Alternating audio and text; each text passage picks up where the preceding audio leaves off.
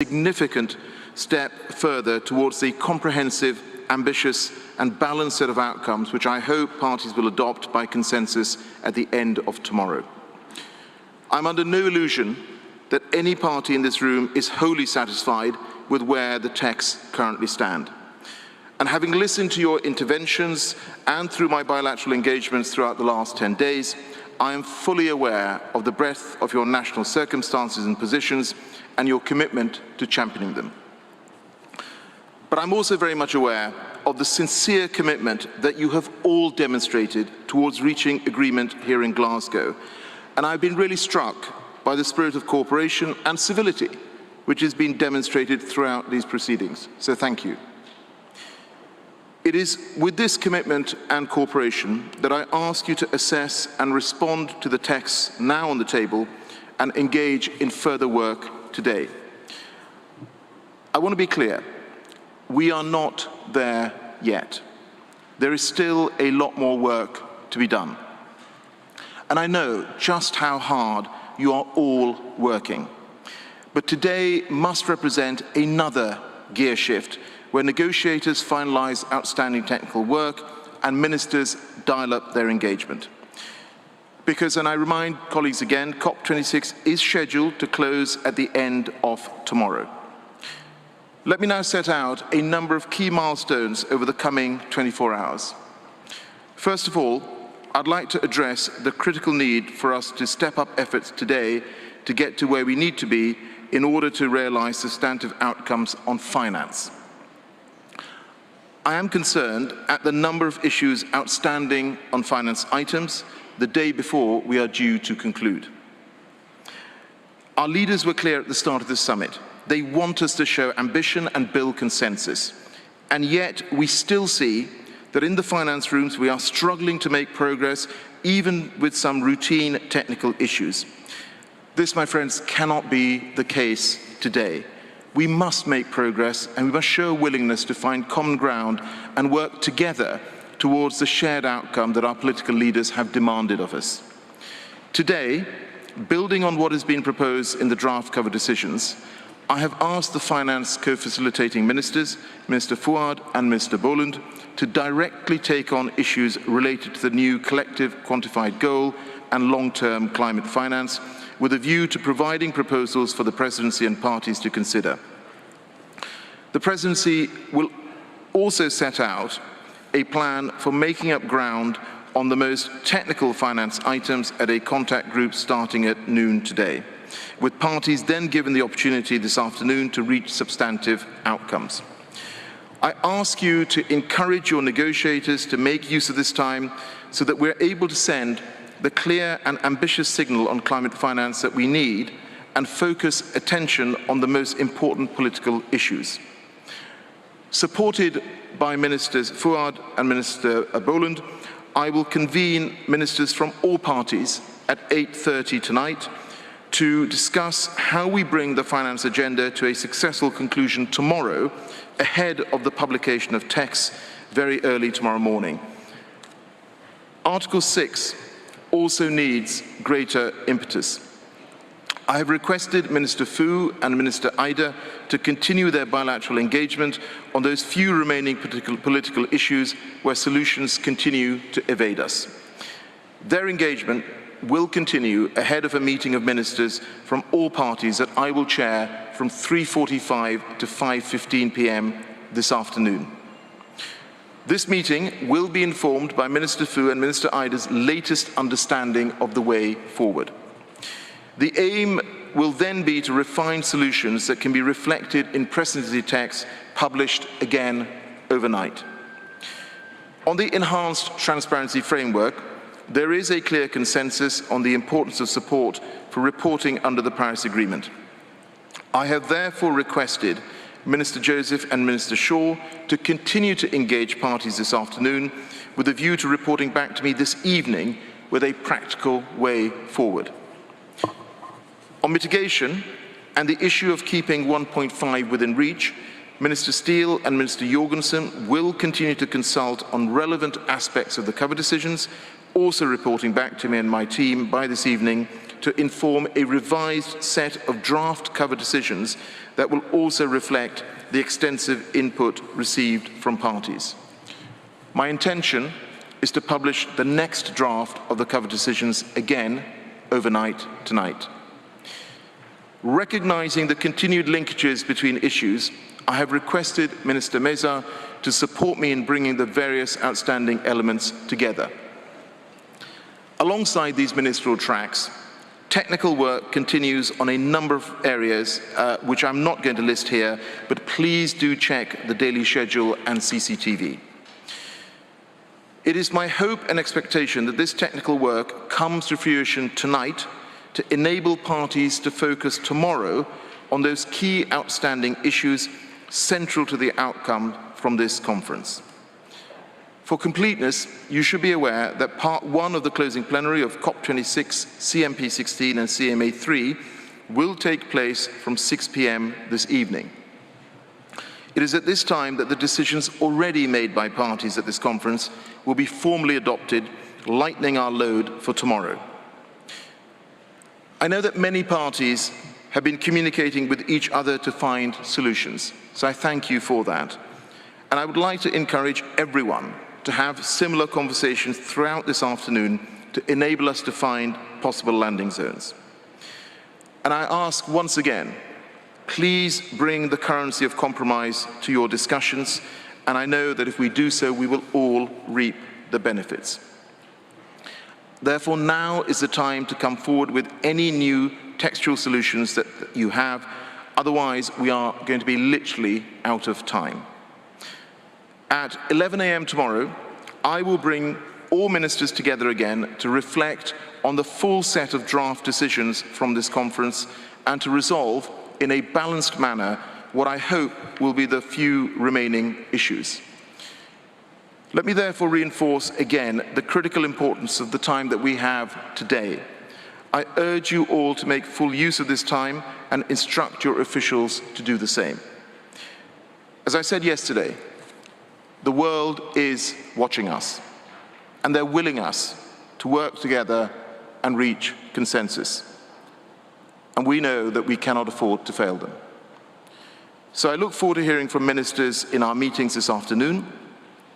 And now I'm going to invite brief interventions from civil society. So I now give the floor to the representatives of ENGO, a constituency of environmental NGOs. First, I give the floor to a representative from the Climate Action Network. You have the floor. Thank you. My name is Teresa Anderson, and I'm speaking on behalf of Climate Action Network. 5 years after Paris, COP26 is the opportunity to prove that you are serious about preventing a deepening of the climate crisis. But instead of doing what is needed, your draft decisions do not provide justice or offer support to the millions already facing loss and damage due to climate change, nor do they keep 1.5 degrees in sight to avert future worsening impacts. Let us be clear, limiting dangerous warming to 1.5 degrees requires all fossil fuels to be phased out, that it is not only coal but also oil and gas, and that is done so with equity and balance across items and finance. This COP must finally decide and urgently halt and reverse the loss of biodiversity. Equity and balance across items are absent from the current text and prevent a more progressive outcome because rich countries are afraid of this. Some specific examples. 1, suggesting to delete the mitigation is clearly a punch in the face of people suffering from the climate crisis. 2, there is no alternative to agreeing on a new submission date for NDCs before 2023, given the massive shortfall even after the latest round of updates running up to this COP. 3, for Article 6, we can't believe we actually have to make the following remarks, that human rights and rights of Indigenous peoples are not negotiable and must be in the text and given an independence grievance mechanism. It is ridiculous that double counting emissions is even an option in these talks, and the same goes for carryover of junk credits to cheat on accounting towards your climate goals that do not, as agreed in the Paris Agreement, raise collective climate ambition. On the contrary, negotiations on this inadequate basis does not bring justice to people and the planet, nor does it adequately and fully implement what you have legally committed to deliver.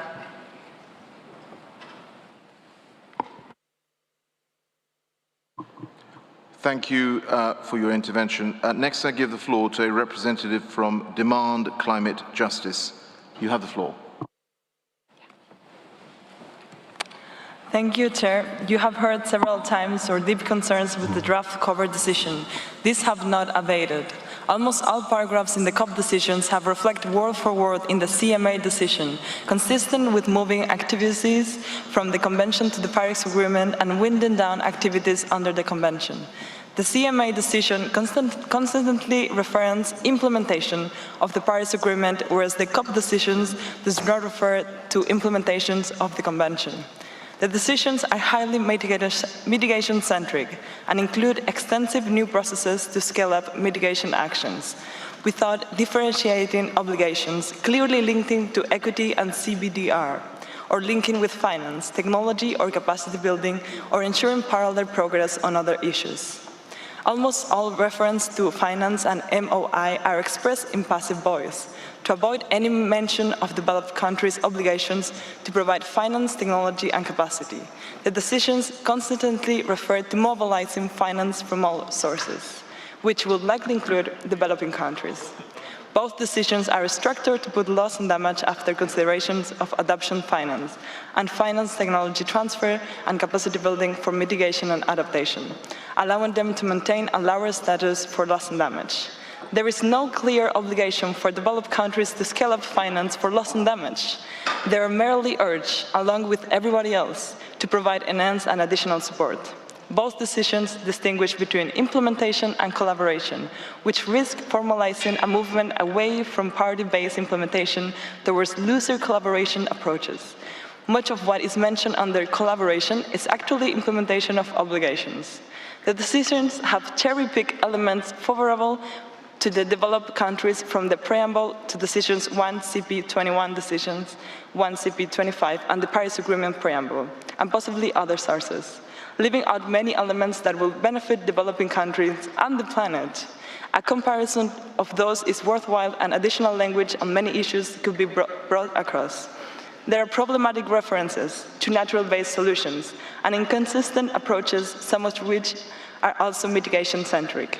We see the parallel structures as an unacceptable attempt to curtail much activity under the Convention and shift it to the Paris Agreement, and the unusual structuring and ordering of the issue is designed to distract attention with some inadequate pledges of adaptation finance and set up a very extensive and equitable mitigation agenda while sidelining loss and damage.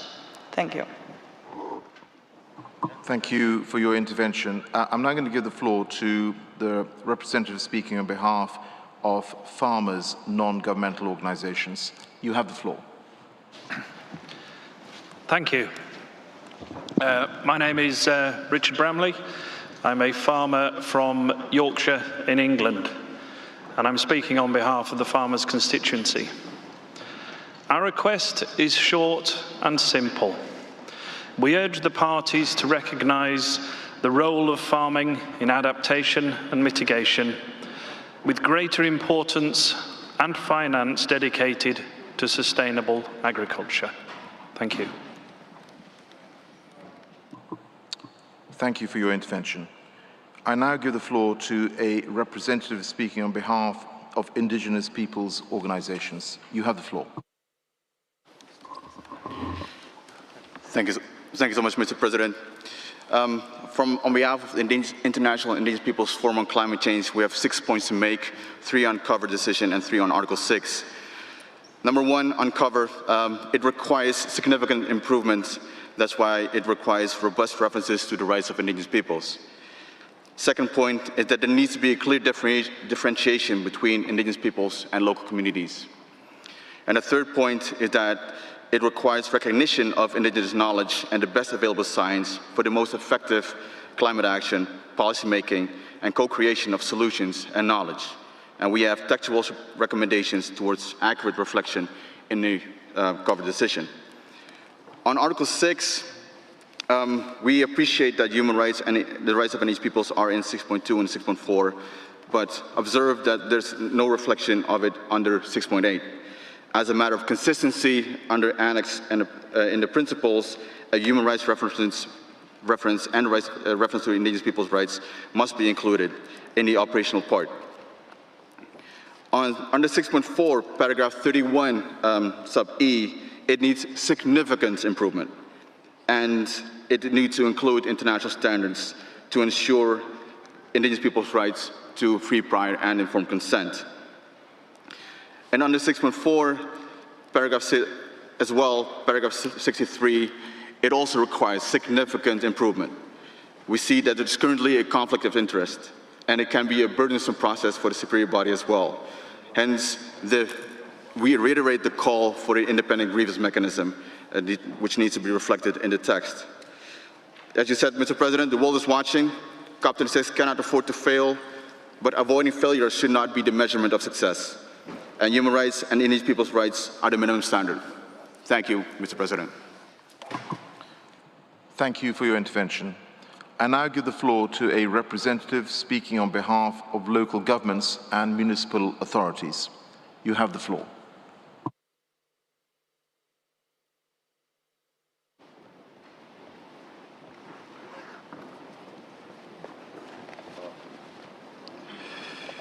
Dear Excellencies and distinguished delegates, Honourable Chair and co-chairs, I address you as a representative of the European Committee of the Regions on behalf of the members of the LGMA, local governments and municipal authorities and its partners.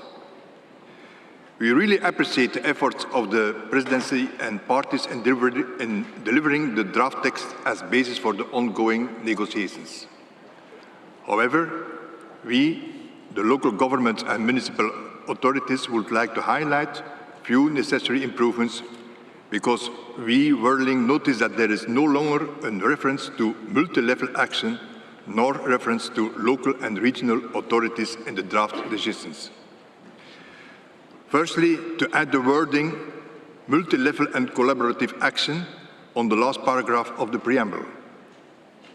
Secondly, on point 75, to add the wording multi-level when mentioning the importance of international collaboration.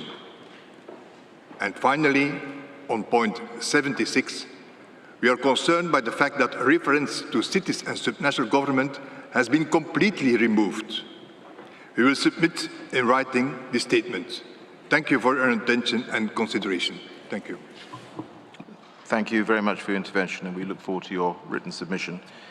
I now give the floor to a representative speaking on behalf of trade unions, non-government organizations. You have the floor. Thank you, Chair. Thank you for the opportunity to share our views during this stocktaking plenary. I'm Bert de Wel, the focal point of the trade union NGOs representing the global trade union movement. We all agree that we need credible climate ambition as a result of this COP. For the global trade union movement, this ambition means four things. First, we want clear support for just transition with human and labour rights in the core of the Glasgow Agreement and in the decisions of Article 6.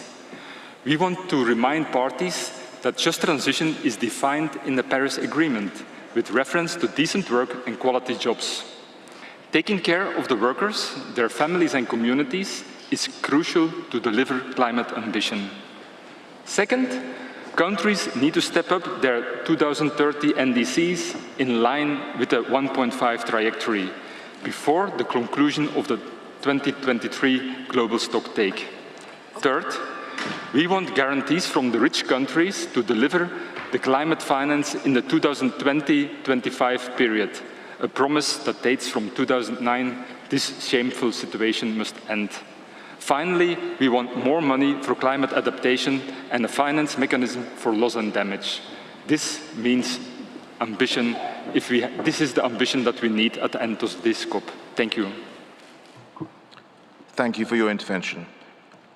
I now give the floor to a representative speaking on behalf of women and gender non-governmental organizations. You have the floor. For the ones alive who are not here, and for the ones who have been murdered for protecting our land and water, thank you, Chair. I'm Floridia Di Ciommo from Italy, speaking on behalf of the Women and Gender constituency. We will come straight to the point, as we are running out of time here and at COP26. Concerning the COP cover decision, simply hoping parties do more, have more ambition for NDCs next year is not enough. References to the net zero are risky to undermine the 1.5-degree goal and exacerbate existing structural inequalities. We also oppose the language on nature-based solutions. Instead, the focus should be on the ecosystem-based approaches and solutions. Currently, the text seems to imply that nature-based solutions do not need to be ecosystem-based, and they can shelter false solutions and further undermine the climate goals. On Article 6, we do see your efforts in coming to a decision text that will operationalize the Article 6 here in Glasgow.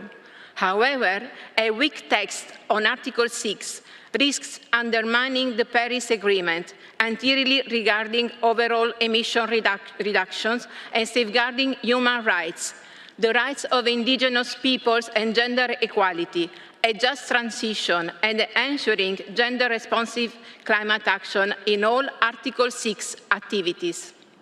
For 6.4 mechanism, we urge to have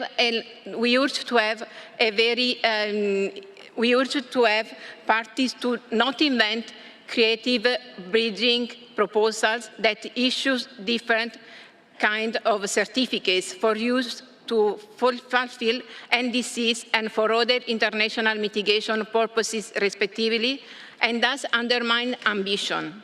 All certificates must apply to the same standards. Certificates that do not upload the highest standards will actively bias the market towards cheaper and unsustainable activities.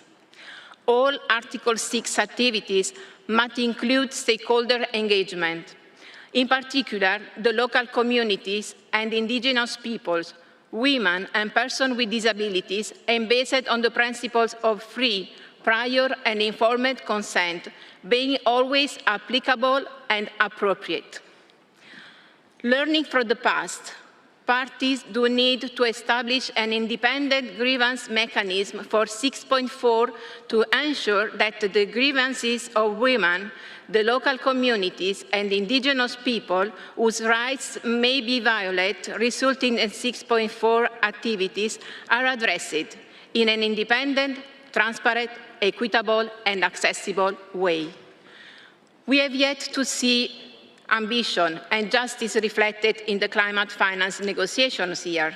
We absolutely need a continuation of the long-term finance work program as the US $100 billion in loan promising climate finance will not be delivered until 2023.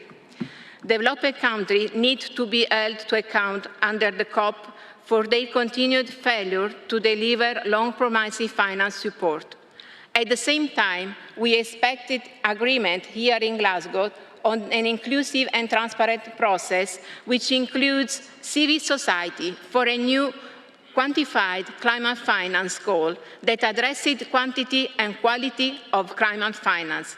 Must be multiple times the 100 billion target, is based on the needs and the priorities of these most affected by climate change in developing countries, and sets firm targets for delivering 50% of scale-up finance for adaptation and the majority of contributions in grants.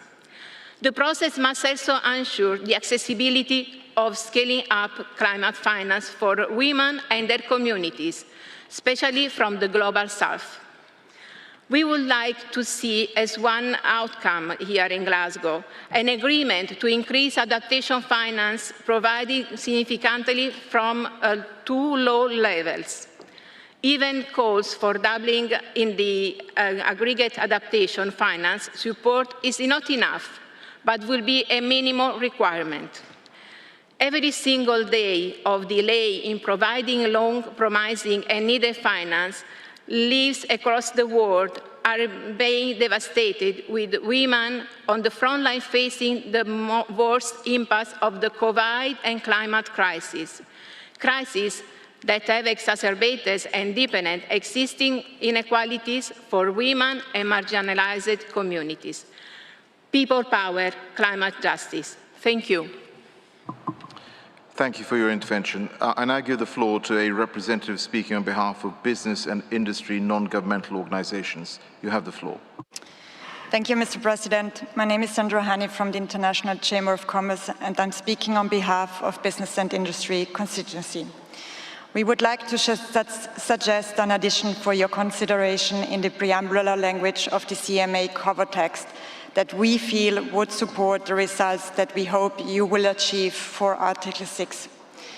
Noting that the UN Glasgow Climate Change Conference will improve business and investor confidence by providing a strong foundation for market and non-market policy frameworks that accelerate cooperation and enhance ambition, given the guidance on transparency and environmental integrity agreed here.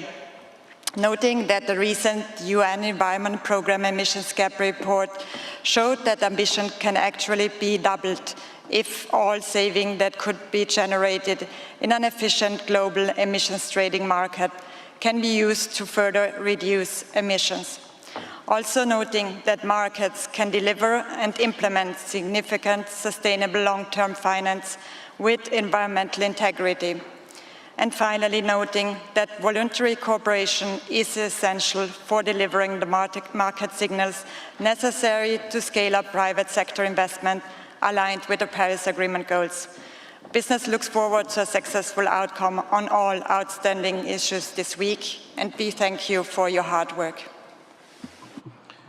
Thank you for your intervention, and I want to thank all the observers for their statements that have been made this morning.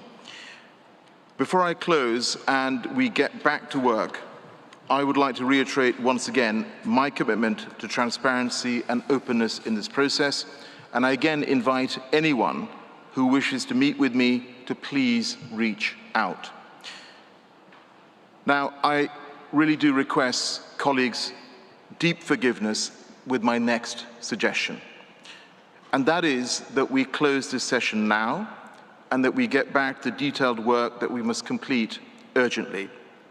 There will be opportunities throughout the day today for further specific interventions on the key outstanding issues which we need to resolve, and as I said, I'm very happy to meet with parties and groups on a bilateral basis. I very much hope that with your considered and kind understanding, we can now close this session and get back to work. Thank you, colleagues, for your understanding. This meeting is now adjourned. Thank you.